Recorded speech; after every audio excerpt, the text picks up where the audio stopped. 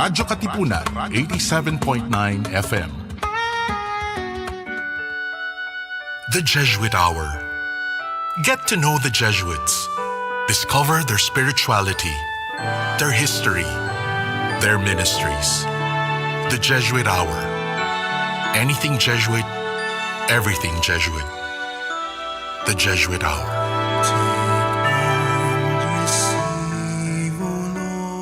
Tara na't simulan ang inyong umaga sa mga magagandang refleksyon tungkol sa ating buhay at pananampalataya. Kasama sina Father J. Boy Gonzales at Father Nono Alfonso ng Kapisanan ni Jesus, Binibining Risa Singson Kaupeng ng Feast Magazine, Father Fiel Pareha mula sa Archdiocese ng San Fernando, Pampanga, at Cardinal Luis Antonio Tagle. Dito sa Kapet Pandasal sa Radyo Katipunan 87.9 FM. Radyo Katipunan, 87.9 FM. Are you feeling sore? We can make that better. Tune in to the Ateneo Senior High School's first radio program, SOAR, the Seniors On Air Radio. Don't change that channel yet, because SOAR is ready to put the you in youth. SOAR, Seniors On Air, here on Radyo Katipunan, 87.9 FM. Rejoice, refresh, renew, and reflect. Join us for an hour of music that uplifts the soul. Listen to your favorite Jesuit music ministry artists. This is JMM Radio. Get your day's dose of inspirational music. Tune in to JMM Radio every Wednesday, only here on Radyo Katipunan, 87.9 FM. Coming up next, Seniors On Air Radio on Radyo Katipunan, 87.9 FM. Radyo Katipunan. Radyo, Radyo, Radyo, Radyo, Radyo, Radyo, Radyo Katipunan. Radyo Katipunan. Radyo Katipunan. Radyo, Radyo, Radyo Katipunan. Radyo, Radyo, Radyo Katipunan. Sa Blue Eagle kami di mapipigil sa pagbabalitang tumpak at tama. Buhay Atenista sa loob sa labas ng eskwela, ating ibibida lahat ng eskwela. Radyo, Radyo, Radyo Katipunan. Radyo, Radyo, Radyo Katipunan. Radyo Katipunan. Radyo Katipunan. Kawal ni Ignacio, Katipunero sugod, todo sa kayod, dunong at tulog. Lipat na Blue Eagle, kaning giting nagigil. Blue and white, one big fight. Radyo, Radyo, Radyo Katipunan. Radyo, Radyo, Radyo Katipunan. Radyo Katipunan. Radyo Katipunan. Radyo, Radyo, Radyo Katipunan. Radyo Katipunan. Are you feeling sore? We can make that better. Tune in to the Ateneo Senior High School's first radio program, SOAR, the Seniors On Air Radio. Don't change that channel yet, because SOAR is ready to put the you in youth. SOAR, Seniors On Air, here on Radyo Katipunan, 87.9 FM. Naririnig mo ba to? Because this is Seniors On Air Radio only here on Radyo Katipunan 87.9 FM. Kasama niyong palalambutin ang puso mong bato. You are tuning in with DJ Rocky. Hi, I missed you guys so much. Grabe, it's been so long, no, since I've been back here on RK. And it's been a couple of weeks since we last talked, guys. Sobrang na-miss ko talagang pumunta rito and makausap kayo. Speaking of miss, guys, Grabe, DJ Riri, namimiss na kita, my ultimate partner. I hope you're doing well and I hope you're really resting for this eventful week. And yeah, I really miss you, Riri. Unfortunately, she couldn't make it here with me today because she needs to rest as well. It's been a hectic week for us juniors and even for our seniors too. Pero other than that, kayo naman, kamusta naman tayo dyan? Traffic ba sa Katipunan? I hope those driving around Katipunan isn't sleeping as they drive, guys. I know a lot of senior high school students and junior high school students have their dismissals na. So, alam kong uwing-uwi na kayo, pero guys, konting tiis na lang, konting travel na lang, and you'll finally achieve that well-needed rest. You know, it's been a blastful week already para sa ating lahat. Actually, parang Monday pa lang, pero yung pagod ko, abot na siya hanggang next month. Ganun siya kalala, as in, sobrang dami ng mga deliverables, ng mga works, and even the petas, the quizzes, even the tests that we have. Grabe, parang sobrang nakaka-drain siya ng energy. But, like what we always say, after every storm comes a rainbow, guys. Kasi we finally can have that well-needed wellness break, guys. So, alapit na, no? Next week na yan. And, you know, it's really the time to celebrate, commemorate the Lenten season as we rest with our families and friends during the Holy Week. So, syempre, hindi naman pwedeng papetiks-petiks lang, vacation lang. Kailangan din nating magdasal. Especially, it's the Holy Week, guys. But before we even proceed to this month, to the future, kailangan mo nating balikan ng past. So, we really have to recap kung ano nga ba tong mga activities that really took a lot of energy from us. But kidding aside, ayan, shout out to the juniors. Juniors, how was Sephira? I heard we had their prom last Saturday in the 10th City in Manila Hotel. Grabe, I hope you guys enjoyed that prom kasi for me, I really enjoyed it. From the venue itself, sobrang ganda, grabe. I didn't expect to like walk in such a huge event place. And the decorations as well, it's on point. Sobrang flowery, it was cottagecore talaga. And it really resonated the theme of Studio Ghibli. So, yeah, speaking of the prom, a lot of things happened during the prom, no? I think a lot of people like had different opinions about it, but mostly it was super enjoyable. Grabe. I think this is coming from the perspective of someone who didn't even want to go to prom in the first place kasi I didn't want to go there as a stag, you know? I didn't want to go there alone. But the prom made me realize that maybe it was okay, it was legal to go alone, even though like support mo na lang yung mga friends mo who have dates and we're dancing in the dance floor. So yeah, speaking of dance floor, a lot of people danced during the prom, especially during the performances of Winnie and the Beast. Yes, I'm really friends with the vocalist of Winnie and the Beast. Hi guys, shout out to Tyler. And the clear and even the symphonic ensemble serenaded the whole night. And it's just so sweet, guys. Parang yung mga instrumentals, yung mga music nila, like, it just really makes me want to sway and makes me want to dance. Especially, and like, guys, it's a time to really like socialize with a lot of people. Not just like your classmates, but also your batchmates. Kasi sobrang kalat ng like seating arrangements natin, like a lot of sections were really disseminated well. So it's not just a time for you to like go and talk to your dates or like be sweet and all lovey-dovey and everything.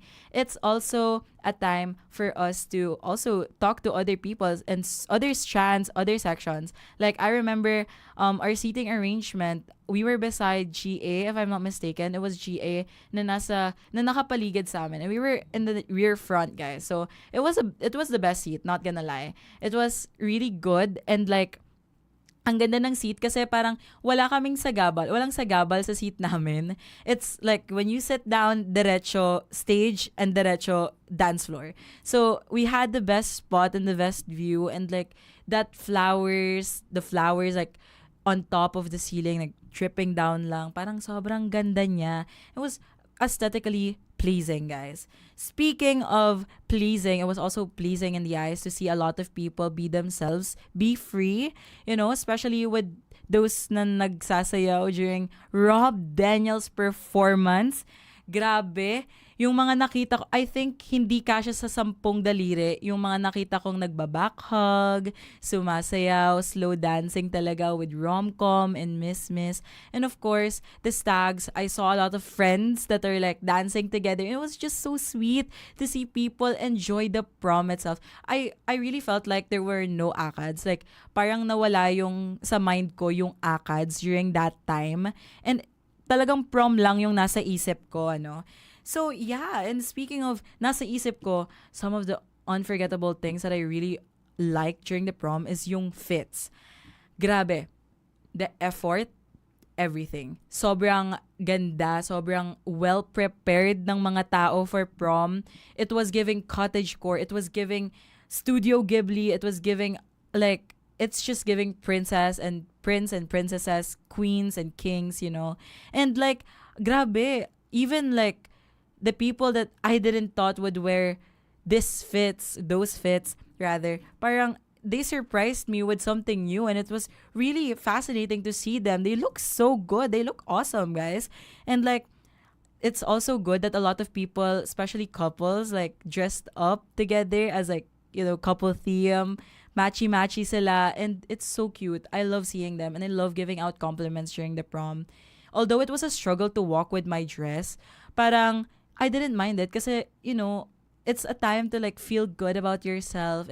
I was strutting there with confidence. I was there being like, yeah, guys, I'm empowered. I am a strong, independent woman. Ganun ang atake natin during the prom. And you know, it was not just like love about people or couples. It's also love in a sense of self-love. Parang, guys, I prepared for this prom, and this is like one of the most unforgettable prom ever kasi it's my first, and I don't even know if it's my last prom. I don't know. Ang gastos kasi, you know, besides the gastos, it was all worth it. Because, yeah, you know, it was well prepared. Like, it was successful. Honestly, like, the prom was really successful. And yeah, speaking of successful, it wouldn't be a success if it wasn't for our BPC, our Batch Project Committee. Grabe, shout out sa inyo. So much kudos to the BPC for exerting so much effort, time, energy, lahat na. I think dugot pawis yung inalay nila para lang maging successful yung prom. And it's so hard to host such an event, especially like the expected population that would attend that prom is like 1K plus, something like that. And it was hard to like find avenues for things, and they really like did magic, exceeded our expectations, and even they did everything just to make this prom possible. So, yeah, give some love and support to our BPC. Grabe. Kudos sa inyo talaga, guys. And speaking of BPC, I've heard it's not just grade 11 that like facilitated the event. Meron ding mga grade 12 that was in there. I saw a lot of my friends, my grade 12 friends, my senior friends, despite your busy schedule. So, shout out sa seniors. Buhay pa ba tayo dyan? You know, I heard a lot of chicas and stories about my STEM seniors, and every time I get a chance to talk with them, parang halata sa mga boses nila na sobrang pagod na. But I just want to say na, guys, seniors, whoever is listening, we're here for you, guys. Juniors are here for you. Grabe naman kasi, ang dami naman talaga nilang nasa pinagkakaabalahan. Ang daming nasa plate nila right now. They have college applications. They have admission tests. Even the results for those admission tests. I think it's that season again. And they have graduation on top of that. And meron pa silang paparating na national achievement test on, like, when is that? This week, yeah. So, the NAT, grabe, they have ACADS pa, you know. So it's a lot to handle, and we really like find it's valid, guys, to feel like you need rest kasi totoo naman, kailangan talagang magpahinga. And what makes like the seniors also busy, I heard GA peeps, sa mga GA seniors ko, I think Carl Loves Ya is going back. It's coming back, guys. So if you want the services of Carl Loves Ya, show them some love and support. So shout out to my GA peeps over there. Ayan, meron na naman tayong senior, I'm not sure, correct me if I'm wrong, if it's senior core or basta GA core initiatives. Grabe, I love Carl Loves Ya. yung mga flowers and their services is so cute. Parang para sa special someone. Cheers! Kidding lang, walang ganyan. Yeah, so what else? Ano ba mga pinagkakaabalahan ng seniors natin? Alright, good luck STEM people for that mitosis dance I kept on seeing in the Freedom Wall. I've heard meron pang physics and chem on top of that. So, as someone who's part of ABM and is currently struggling talaga with physics and chem, grabe, salute guys. It's one of the factors why I chose ABM talaga. Not gonna lie. I'm not even gonna hide myself anymore. I know to myself I'm really bad at sciences. That's why I was like, okay, I'm gonna go ABM. But, baka magkamali baka may ma-misinterpret kayo. Mayroon pa rin naman pong science sa ABM. But yeah, I chose ABM kasi I'm really bad at science, guys. Right now, I'm even struggling with balancing chemical reactions, chemical equations.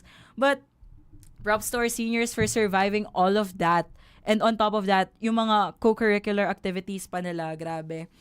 But yeah, thankful for the ASHS teachers who really guided us throughout. I think I wouldn't be able to survive science if it wasn't for the teachers. Like, yung support system na meron, yung mga teachers with us, grabe, they're very helpful and they're really there to hone your skills and talents. Especially with your weak spots, they're really gonna hone it. So, don't be scared to approach your teachers, guys. Kasi, personally speaking, they really helped me a lot. And speaking of talents, congrats to the celebration of CSO Wonderland. Ayan, I think it's still ongoing if I'm not mistaken. I've seen booths pa sa foyer. So, guys, join CSO Wonderland. Grabe rin yung mga seniors na naghanda para sa CSO Wonderland. And even the juniors who also participated in the event as well in the program, no? So, it's really diverse kasi it's a way for people to show their skills, to show their talents. And, what the CSO Wonderland is all about. I invite you guys to participate and join kasi nga we are creating, sustaining, and outliving wonders. # create your wonder. O, diba? Nasama ko pa yon as part of the CSO, CSO family. So, right, you can join them. You can find them on the foyers. I think it's student-initiated. So, guys, come on, join us as we celebrate the CSO month through CSO Wonderland.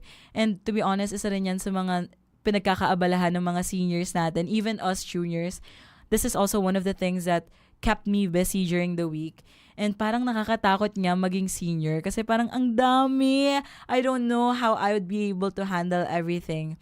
But reality, we can't really stop time. So it's also a friendly reminder for us to make the remaining days count. Sa section ko sa Bellarmino, we would always say na parang count your days, guys, as a joke. Pero the essence is, we really have to maximize the time we have, especially here sa senior high. Kasi parang kala ko dati, joke time lang na parang 1 year, mabilis lang yan. Kala ko talaga joke time yon, but it's not. It's not even a joke anymore. But mabilis talaga siya. Parang last week, I was just contemplating na parang sabi ko, parang last month, I wasn't expecting it to feel like this. Parang I was expecting to have more time with my classmates, spend more time with my friends, and then now na merong naglabas ng yung UP ng admission process thing nila. Grabe, sobrang kinabahan ako dun. Malala. I think that kept me up for a couple of days, guys. So, reality hits you hard. Parang you wouldn't even notice that ganun na pala katagal. It's been 8 months since I've entered Ateneo. And after a couple of orgs, couple of events, couple of SOAR hostings, here I am. I'm almost a senior. Hopefully, I'll become a senior. Hopefully, I don't repeat, guys. Hopefully, yung science talaga medyo kinakabahan ako. Wala na talaga akong nagigets. But guys, like what I said, after every storm comes a rainbow. So, mabilis lang yan, guys. And, we really have to make those days count. And when we mean by that, we have to seize every moment with the people we dearly love. But as we do that, I think we need to chillax muna, no? Mag-chillax muna tayo with some of our very own talented ASHS artists with their original songs. Grabe. I think one of my wishes for this year is to have more talent talaga. Grabe, iba yung nagagawa ng talent, guys. I've seen Facebook posts na gumawa pa sila ng thesis para sa monthsary nila. They wrote poems, spoken word poetries, grabe. And even this, people write songs para lang i-dedicate sa isang tao. And just like how Cherry Focus dedicated a whole song for someone in 12 Old Corn. Shout out sa inyo, 12 Old Corn. I know a lot of seniors there. So, what are we waiting for? Let's hear 72mm Love Song by Cherry Focus. She lives in the other side, so far away from me. Her eyes touch stars I can't see. How they reach me, how she talk to me.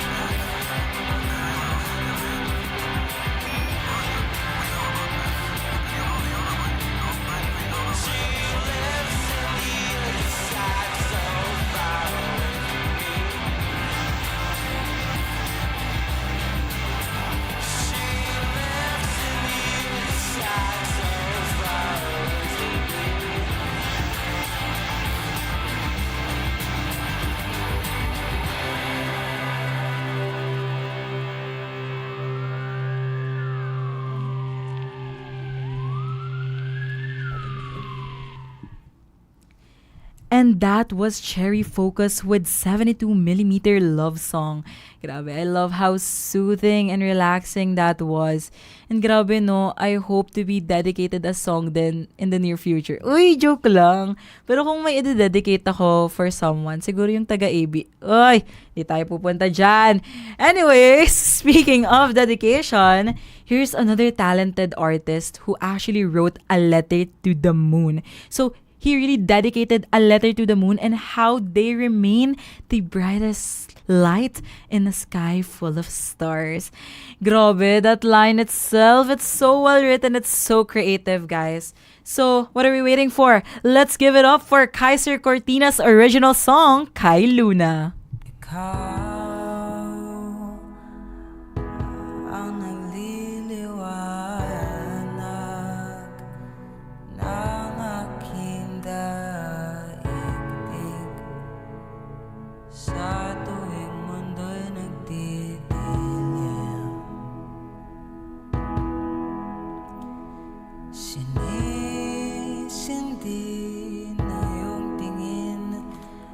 Ang buong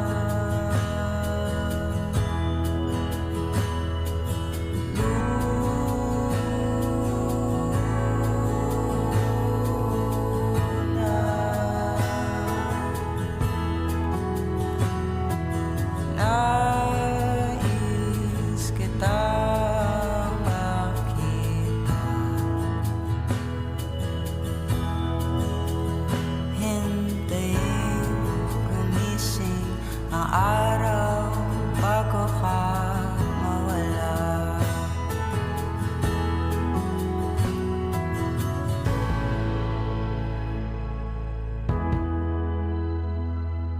Ikaw ang huling peraso ng naginagpis kong paraiso. Umaawit ang buong mundo para sa'yo.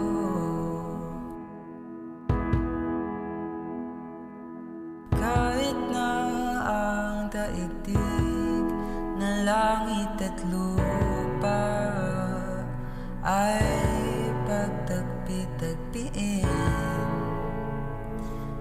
mananatiling bihag sa iyong pagtingin. Luna,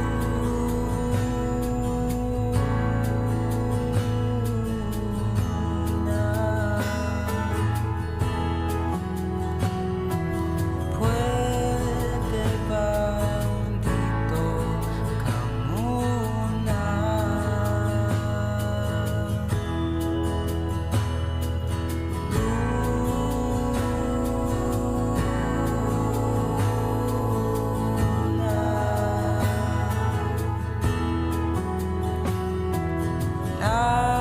Nais kitang makita.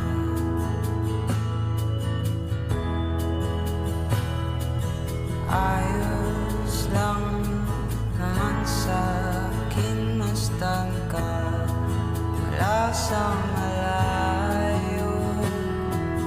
Basta alam kong di ka maglalaho.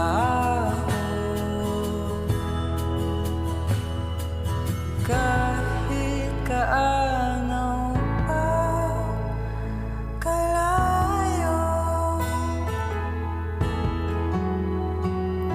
tatapak ako sa mga ulap, makarating lang sa'yo.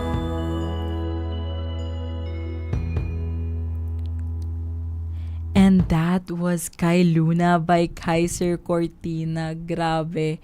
I think kinilig ako doon kahit hindi naman para sa akin yung kanta. You know guys, I always love listening to Kaiser Cortina. I always see him perform in like events in the ASHS. And honestly, I'm a fan. Like super fan. Grabe yung talent. I think we also have his works featured last week on Arcade then, no? And this is a new song. So like, I really see the potential and I really believe that he'll make it through the music industry. So, right, so we have to come on to our next segment, which is like a reminder lang na it's a month. It's also Women's Month, guys. So, despite March being so hectic for us, you know, bukod sa Fire Prevention Month, you know, it's also a good reminder na it's also Women's Month this month, no?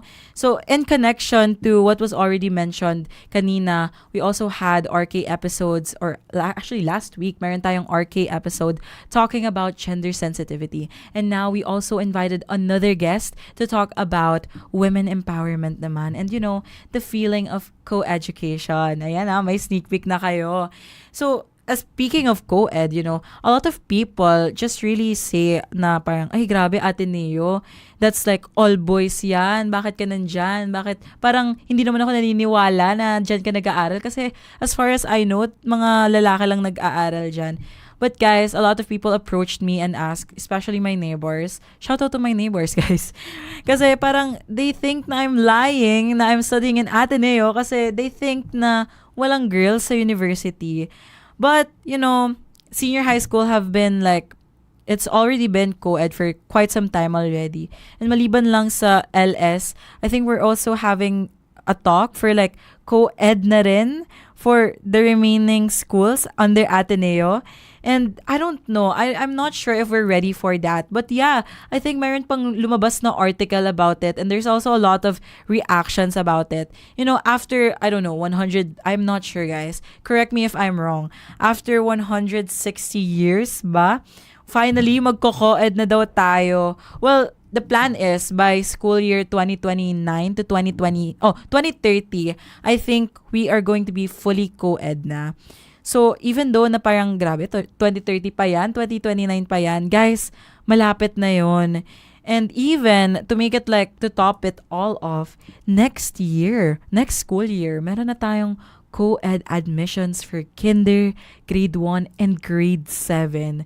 So, mapapatanong ka na lang talaga ng handa na ba tayo? I mean, ngayon pa lang, I feel like it's already a huge adjustment, especially for like us in ASHS na co-ed talaga. Since, not gonna lie, a lot of people, like a huge chunk of our population is galing AJHS, which is all boys. And then, pansin ko rin na a lot of girls came from different all-girls schools. Not all, but like a majority then. Like a chunk of it also came from like all-girls schools like Saintsco, St. Paul, Miriam, and many more out there. And I think domino effect na rin yun na meron tayong like different genders, different like what do you call this? Different sex in our school. So like as someone who's parang nagiging catch basin yung Ateneo Senior High for the all boys, it's also like a huge transition, not just for us girls, but also for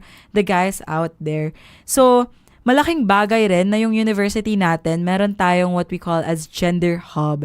And I don't think a lot of schools have this. So, I'm really grateful that we have it kasi feeling ko talaga kailangan natin yun.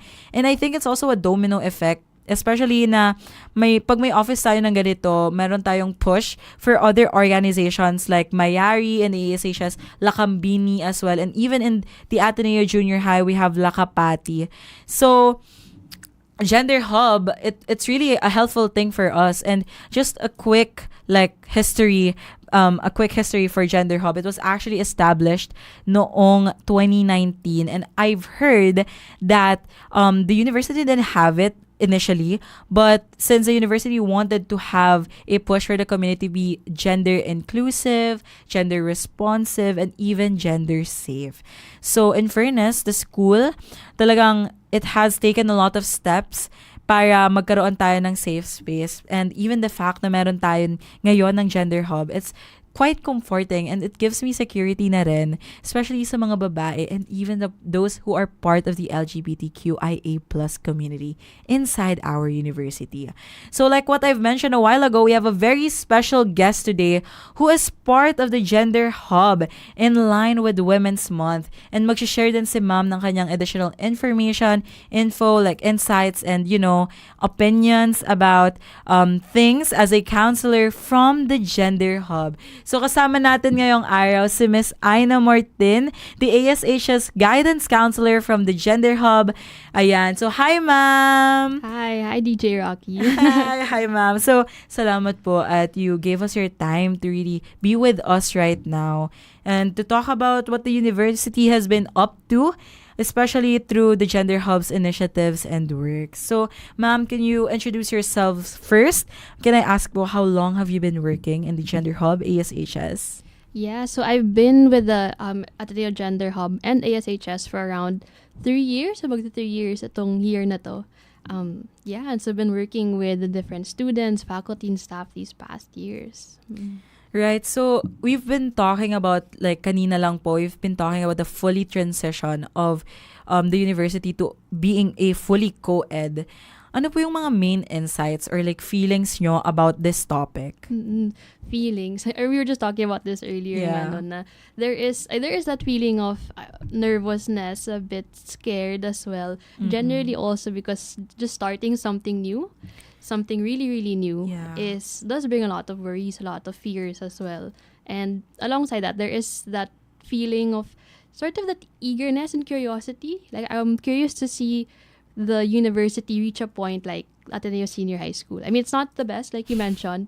It is a place where there are structures, there are systems, there are faculty and staff that empower not only women, but empower those who are also members of the LGBTQI+ community. And I guess my insight from that is really seeing how it won't be easy, for sure, itong co-ed na to. But if we work together in our own ways, we maybe reach a point na that the school can be in an affirming and safe place. Yeah, so you've also mentioned, ma'am, na parang ASHS, and a lot of our listeners also came from ASHS who are currently students. And could you talk to us more about po like what the Gender Hub does for the community inside senior high? And ano po yung mga initiatives, or like how was it adjusting? Since like I've said earlier na parang ASHS, matagal na po silang co-ed. So how was that? Like what was the process behind that? Yeah.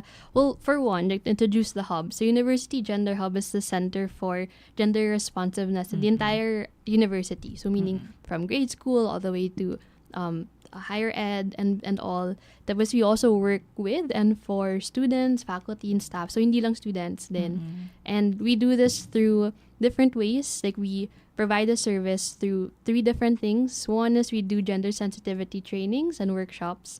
Second, we do advocacy work. Like this is, we help facilitate, coordinate, and organize, like Women's Month events, Pride Month events. We also do care and support services for anyone who has felt unsafe or experienced any form of gender-based harm in the university. Then we provide care and support for them as well. And so we've been doing that for the past around 4 years, like as you mentioned, 2019. Yeah, and so specifically, I guess yung kwento ng Gender Hub sa Ateneo Senior High School, which it parallels what happened in the LS as well, na one of the main factors was, like as you mentioned, mas nauna yung senior high school. So I think the senior high school started 2016. So and then the Gender Hub came in around 2021. So there was a long period na walang Gender Hub. And so yung nag-push actually were the students. I think, I'm not sure when Lakambini started, but nabuo yung Lakambini within that time frame. Tapos, a little bit before we came, nabuo din yung Mayari. And so we see how the students really pushed for the need, pushed for the concerns that sila mismo yung maybe naranasan nila. And then, coincidentally, around that time, the admin responded to the needs that were being presented in front of them. So, halo yung factors ng, the student organization or those pushing for the need and the administrative effort to really respond to that. And yeah, I think those are really the main factors that until now are still, yun yung dynamics ngayon. Like, may need, tapos may mag-respond. So, important din actually yung itong mga admin who are very affirming and responsive, because it really does help the overall move for things. Yeah, and it's really elevating the experience po, especially for us transferees na parang as women in the community with like a lot of guys around us. I think it's also comforting, like what I've said earlier, to have a gender hub na mayroong matatakbuhan in case of like things, or in case of, to really express what we feel inside the community. And especially for us transferee, we're mostly women. So, ano po kaya yung mga impacts sa tingin nyo yung meron yung gender hub in terms of their counseling? And like, yung mga, like, how about the impact naman po dun sa students who have grown up in Ateneo din po? Since you've said a while ago na you also do counseling and giving out like seminars to those in the AJHS and the grade school. So how was that? Like, how was handling all of that? Yeah, actually, one, like what I would like to highlight what you mentioned, just having a space, either physical or social space na tatakbuhan ng mga tao, when they feel unsafe, is one major presence, I think, or help that we've been doing, especially for the transferees. One, there's a lot of adjustment, being lost in this new physical space. Those being lost, and in the event, feeling unsafe, like really not knowing what to do and where to go. So knowing that there is this place where a person can feel safe in this new environment is one big help as well. And siguro, because we're not medyo maliit kami. So what we do also is that we work with a lot of teachers, like in the senior high school class moderators, guidance counselors, to also share with them this affirming practice and how they can also help build safe spaces. So nagmamultiply yung effect dun. And on the other end as well, like when we also meet those who have come from the junior high and grade school and junior high school of Ateneo, like we also meet with them as well, like, and help them also adjust. Because on both ends, or like on different ends, everyone is adjusting. Everyone is experiencing this sort of culture shock to this new environment of Ateneo Senior High School. So it's really holding space for everyone and trying everyone to sort of live in a place of respect for each other.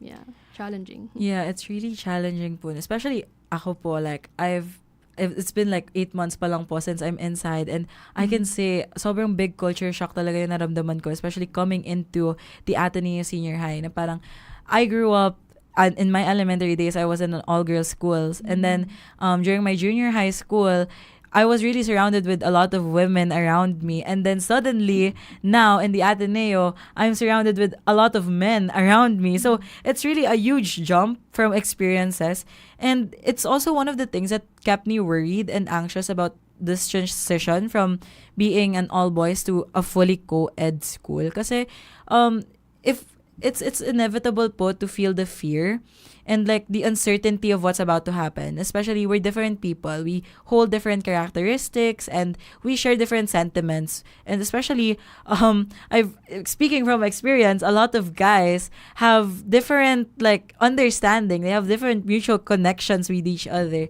And that's something that women tend to like not feel. We can't understand bakit ganito yung problem or bakit ganito yung situation or why is the system like this. And then all we can hear is sometimes ang rason ay dahil because it's a men thing. So it's it's something so worrying about the transition. That's one thing that really bothered me po during when they announced that there was a fully co-ed going on. So personally speaking, as someone outside Gender Hub, do you personally think that the university is ready for the full transition? It's going to be it is a big challenge, and just like as you experienced and shared, it's because for around 10 years, so from grade 1 to grade 10, sometimes there are these cultures that are already created, and cultures are really hard to break. Recognizing that, and I guess that's what makes it scary. Because it's the challenge of wanting to break that. And I resonate, there is that fear, that worry for experiences like grade 11 to happen in the younger years. But I'm just imagining that does sound scary as well. And so as for readiness, I mean, we'll always try our best to be ready. I guess what I just like to share is that it has been a university effort. So because we don't work alone, Gender Hub doesn't work alone. We work with various offices that are really moving for this co-education. Like there's this system called the University Decorum and Investigation System. There are these different offices and the different units that are really working together for this. Like kami sa Gender Hub, we do, like as you mentioned, like all these trainings, advocacy work, this care and support work. So it's a university effort, and everyone's trying their best. We'll see. There is that worry, there is that fear. But again, like if there's any insight I learned from senior high school, it's if everyone keeps on working, then hopefully we get to a point na matatanggal or mawawala yung culture na yun, or like the phrase na the boys will be boys might not exist anymore. Yeah. Speaking of from experience in po, no, like there's also a lot of interactions with men that are just scary talaga po, not just inside Ateneo, even outside. So I think that having girls go in like a young age, it's really a good idea, it's a good thing, and we really have to start it now if we wanted to like do it the impact to be sooner. But I also think that I think parents would also be scared for them to send off their kids in like such a huge population na parang I'm just thinking, what if 30 students lang yung pumasok na girls and then like 100 plus students na guys, and I'm like, God, the girls are I'm so worried for the girls kasi parang imagine the ratio is not ratioing at all. It's hindi ko po ma-explain on how the worry is there kasi it's a new place. It's something unfamiliar to them, and then they'll be treated with new cultures. And I'm just scared that people won't have it like it's not easy to really adjust in a culture unless you really immerse yourself into that culture. So parang having kids, especially young minds, to be there, I don't know, I feel like sometimes there's a point in our lives that are kapag mature ka, mas nagiging immature ka about more things.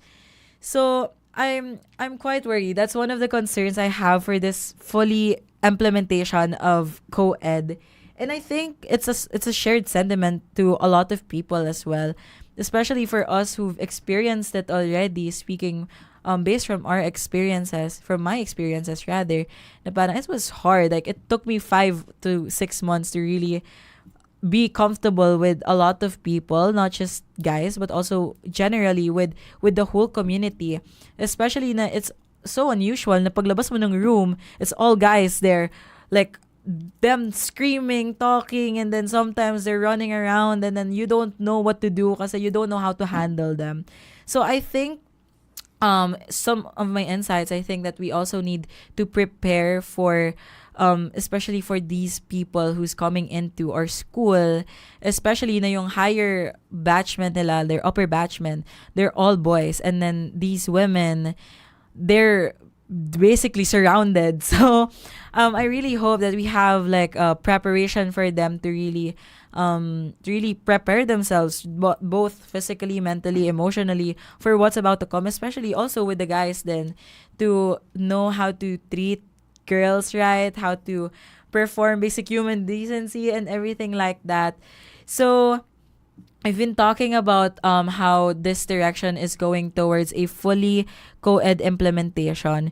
Besides yung culture, what else can you think po as like the main factors or challenges that we might face as we implement this? Like in terms of ACADS, in terms of facilities, something like that. Yeah, I guess there would be a lot of challenges on like as just what you mentioned, maybe ACADS and facilities.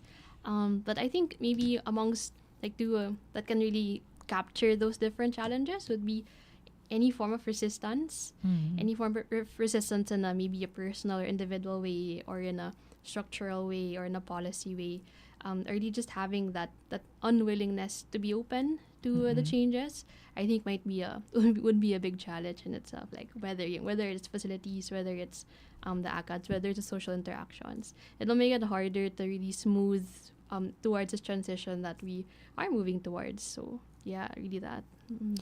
Alright, so talking about the projects naman po or the initiatives inside senior high, whether it is student body spearheaded or spearheaded by the faculties or admins, ano po kaya yung mga nag-stood out for you, and like you hope na meron pang ganito, especially we've been talking about like this transition, the initiative of the university-wide initiative. What can you share these projects on top of your mind? Yeah, yung una ko naisip actually was yung palagi yung Pride Month, because I think it's very striking to have a Catholic school celebrate, recognize and celebrate Pride Month in their own way.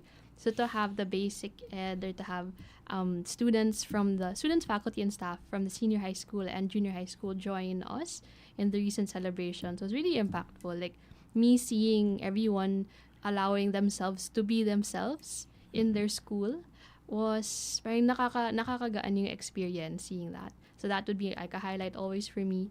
And I really appreciate the student-led and teacher-led projects, like recently with Women's Month. So shout out, I guess, to PMSA.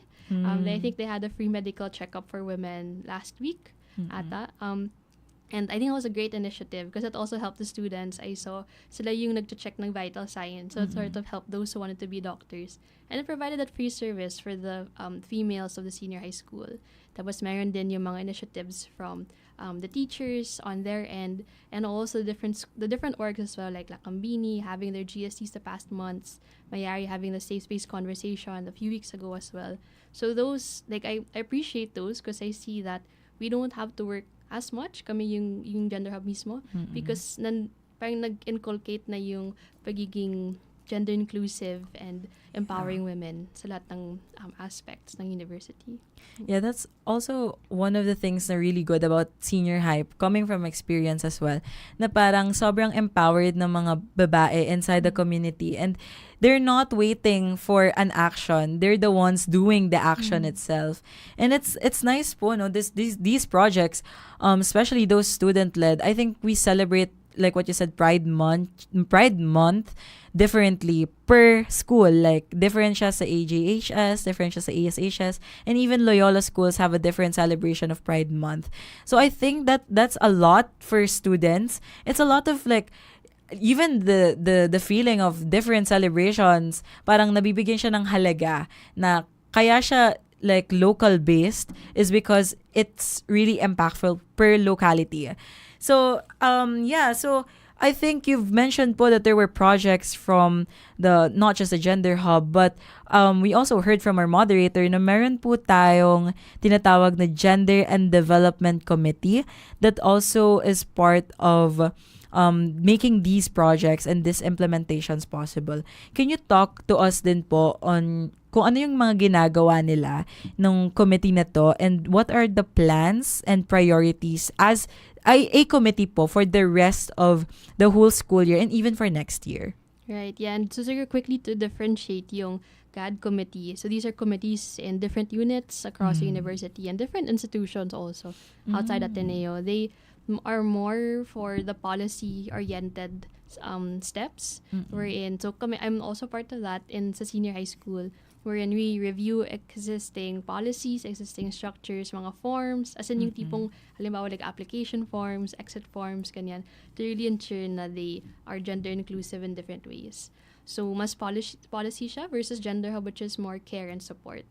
And so sa GAD committee, siguro upcoming in the next few months, is na we're creating this working group to create a gender recognition policy sa senior high school. Kasi sa ngayon, so we have all these initiatives pero wala pang policy yung senior high school. At medyo mahirap gumalaw kapag walang policy.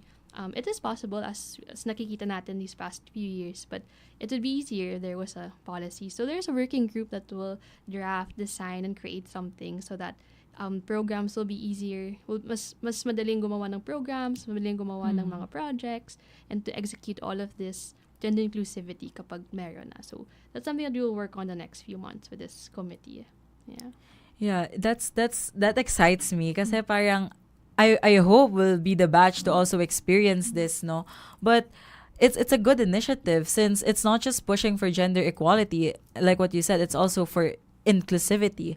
And it's one thing na parang a lot of people tend to overlook. They keep on yapping and talking about equality and equality, but then again, there's no solid or concrete manifestation of the inclusivity inside yung ASHS, inside the community. So I think that's something that we all should look forward to. So shout out to the GAD committee for that. We love that, and we are so excited to hear more from that from you guys. So next po is, ano po kaya yung mga bagay that you think could help para mas maging gender inclusive, responsive, and mas gender safe yung community natin, not just from the initiative of GAD but also as a whole community, as students? Right, yeah. As students, I mean, one, really affirming what you're already doing. I appreciate like when I meet students that when they even do simple acts that really matter, yung asking for pronouns, if comfortable, they check for ano yung name na yung preferred name na gagamitin ng kaibigan nila. And I also appreciate that when students on their own experiences really speak up and speak out. Because if anything, it's one, really affirming what you're doing, like as orgs, as classes, as officers, to continue doing that, having events like this, recognizing, celebrating women. But if anything, just to add, just to continue, I guess, speaking up and speaking out. Because I guess sometimes society or, there's so many factors that make it so difficult to speak up. And I guess just wanting everyone to know that you do have a voice, however you identify yourself to be, however you're, whatever your SOGSE is. Like to speak up and speak out, because know that in doing so, you might also inspire others to do the same. So, yeah. Yeah, and it's also a reminder for everyone na you're not alone and you're not powerless in this community. There are a lot of people who's willing to give you the push that you need to feel empowered and to really resonate that even though we laugh about it, parang really resonate that independent, strong woman that we are. And parang sobrang, this whole celebration of Women's Month is also a reminder for us to like appreciate the women, especially those who are working behind the whole programs, the whole policies, na they're really there to be our voices, not just us speaking, but they're really forcing like our voice to be heard. And it's also parang for me po kasi parang it's a different thing when it's people who are outside, like outside people na yung nagsasalita para sa'yo. And it feels so comforting and it feels so securing na parang, ay, kahit na magsalita ako, I would be heard. Kahit maliit lang yung boses ko, may boses pa rin ako. So that's really it's a good statement to have during Women's Month. And I hope na not just this month, I hope we continue to celebrate gender inclusivity inside the ASHS and even in the whole university itself. So thank you so much, ma'am, for giving us those and your precious time for giving us those information, insights, and even get more facts about the Gender Hub and celebration with the Women's Month. So on behalf of Seniors on Air Radio, we would like to extend our deepest gratitude to para po sa inyo, Miss Aina. Thank you Grabe. too. Thank you so much for having me here. It was so informative for us as well. And ayun po, bilang babae, parang it really just comforted me more right now in the ASHS para mapag-usapan yung mga ganitong topics. So, to end off on a light note, ma'am, baka may gusto po kayong mga i-share na Women's Month playlist to really walk out feeling powerful and empowered. And then, I actually have one and I'm willing to share it. Pero baka you have songs to share for everyone, whoever is watching or listening with us.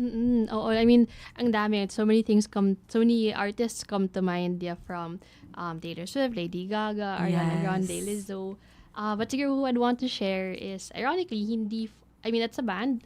And I'm not sure if you're familiar with Sabel, yung by Ben and Ben. Ah, yes. Yeah. So just adding a local song into the mix of women empowerment. Yeah, that's a good song, guys. That was my favorite song. I think I had an era where it was like one of my top played during a week or a month yata in Spotify. I love the beats of Sabel. And it was, I think, along the same time nung nirelease na yung Kapangyarihan po ba yun? It was around those times. So, that's the era of being like having a political issue, addressing political issues through something that people can actually share interests with. So I think music plays a huge part. That's why I really love radio, guys. Kasi I believe that the sound of music can really help send a message. And like what you've said po, I also have in my playlist Lizzo, I have Ariana Grande, Beyonce even Sisa. I really love their songs that really just, when I listen to them, parang it's so comforting. And at the same time, these are sang by women and they're telling us, or they're actually talking about their experiences as women in society in general, not just like, it's not just local but rather global. And I don't think I have a song on top of mind. The song on top of mind is Aphrodite right now. It's quite a love song about someone, but you know, it's Aphrodite by the Ridleys, guys. Yeah. Baka hanapin nyo, it's Aphrodite by the Ridleys. It's my all go-to favorite song talaga. I think I've also shared this in my previous SOAR episode that I really, really love the Ridleys. Along with DJ Riri, we actually interviewed them. So that's new. And I believe that Aphrodite is a song that really encapsulates how a man is willing to serve a girl with all the love and the treatment she deserves. So it's so nice to listen to those songs. And like what you've said, Po, we have to give props to our indie people, or OPM people out there, to really elevate nationalism, to really just sing about women on a national scale. So that's also a good thing to listen to.